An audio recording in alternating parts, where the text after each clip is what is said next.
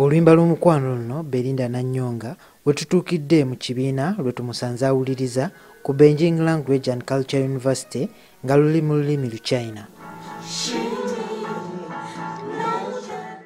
Nanyonga abadde tali mu biseera bye bya ddembe wabula abadde asoma olulimi Luchina nga bye bimu ku byalina okukola mu programu eyitibwa Seeds for the Future eya kampuni ya Huawei.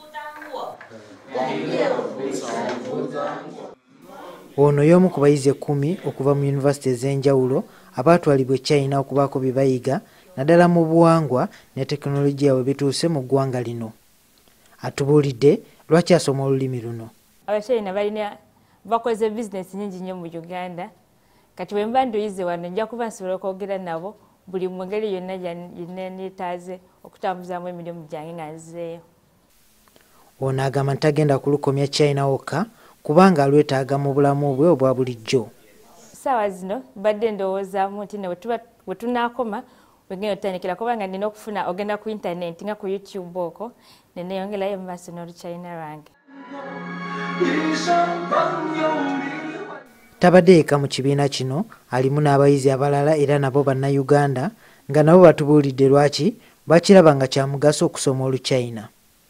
Tuvaayo nga mu Uganda naffe ne tutandika okubeera nga tusobola okumanya olulimi Oluchina, tusobola okukwatagana n'ensi eno ne tusobola okuba nga tukola bizinensi ne zivaayo bulungi. There is a to learn, especially when you have somebody who is good at teaching them.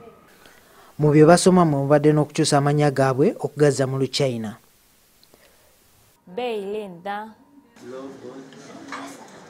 Omusomesa waabwe atubuulidde engeri gye bakwatamu by'abasomesa. They listen carefully and take notes on the class, and with the teacher activities, very good. Eyakulemberamu abayizi bano okuva mu kampuni ya Huawei agamba kyekiseera Bannayuganda bateeke essira ku kuyiga olulimi luno. China y'emu ku mawanga amagagga ageefunyiridde ku kuteekayo enkolagana ey'omuggundu n'amawanga ku ssemazinga wa Afrika naddala mu byobusuubuzi. Okuyiga olulimi luno oboolyawo kiyambako Abafirika mu kwanguya eby'empuliziganya n'Abachina mu byobusuubuzi ssaako n'okufuna emirimu.